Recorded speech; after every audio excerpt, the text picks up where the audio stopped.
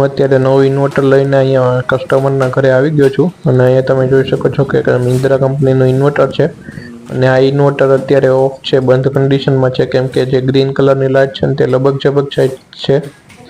જો તે ચાલુ હોય ને તો ગ્રીન લાઇટ છે ને કન્ટિન્યુઅસ રહે. એટલે અત્યારે આ પેલા નવું ઇન્વર્ટર જે આવેલું છે તે આપણે પેલા ખોલી નાખી અને ત્યાર પછી આ જે જૂનું ઇન્વર્ટર અહીંયા લગાડેલું છે તે ઇન્વર્ટર આપણે કાઢી લઈને તેની જગ્યાએ નવું ઇન્વર્ટર લગાડી દઈ.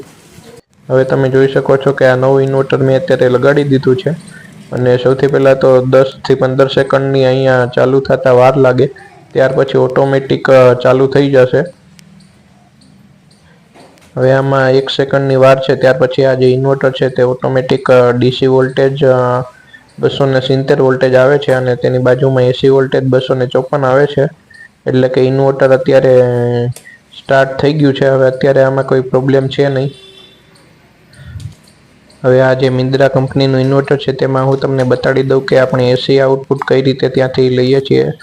અત્યારે તમે જોઈ શકો છો કે એસી આઉટ લખેલું છે, ત્યાં આપણે રેડ, બ્લુ અને ગ્રીન વાયર લગાડેલા છે.